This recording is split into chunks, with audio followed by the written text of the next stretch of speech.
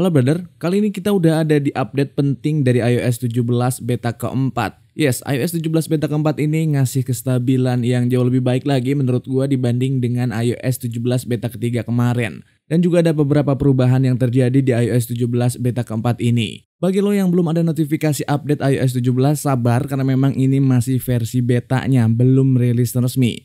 Dimana kemungkinan rilis resminya adalah di pertengahan September nanti. Oke, langsung aja kita bahas.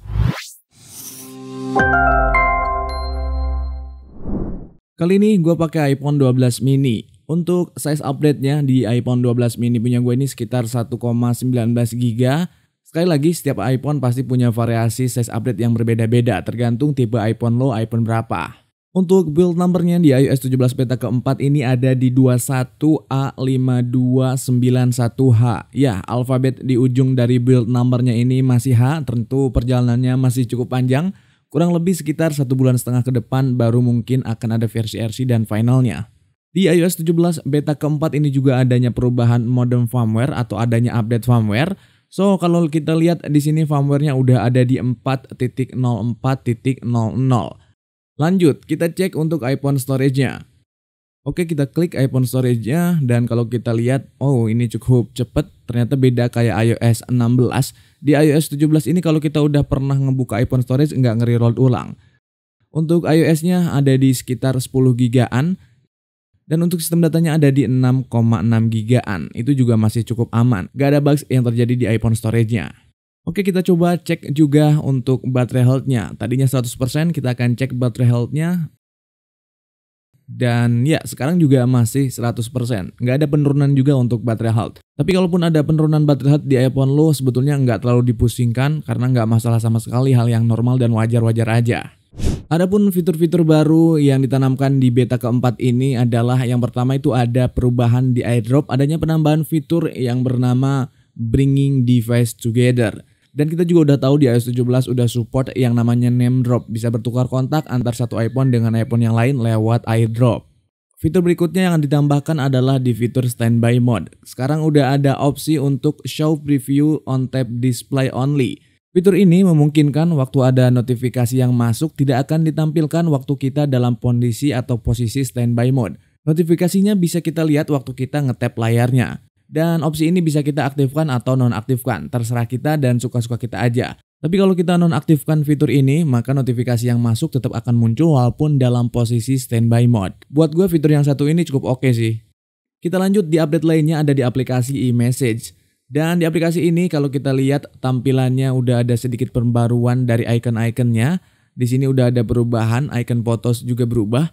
Selain itu kita bisa juga rearrange dari urutan atau list dari menunya ini. Kita bisa geser ke bawah atau bisa kita pindahkan ke atas sesuai dengan prioritas kita penggunaannya lebih banyak yang mana.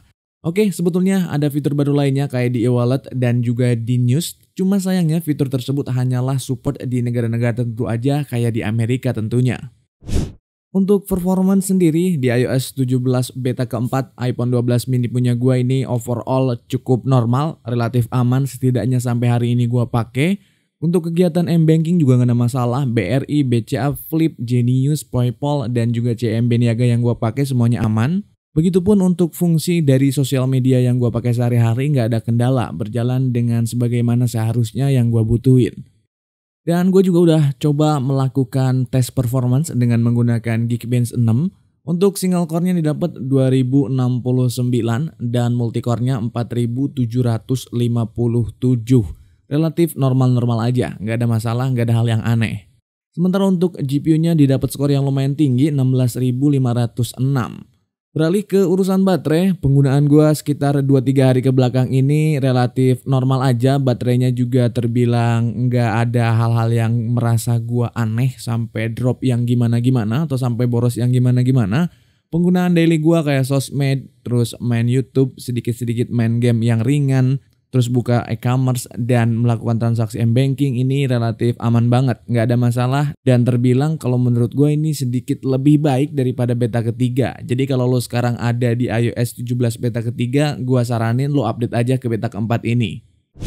Lalu untuk kapan rilis dari iOS 17 versi resminya? So buat lo yang udah nggak sabar pengen nyobain iOS 17 tapi kayak masih takut-takut karena masih versi betanya, Sabar aja, kita sekarang ada di pekan keempat bulan Juli, kemungkinan besar ada sekitar beberapa pekan ke depan, mungkin ada sekitar 6-7 pekan ke depan baru kita bisa merasakan adanya iOS 17 versi resminya di pertengahan bulan September. Prediksi gue mungkin aja di sekitar tanggal 18 atau 19 September mendatang. Oke, itu aja informasinya. Thank you for watching, support terus channel ini. See you next video, bye-bye.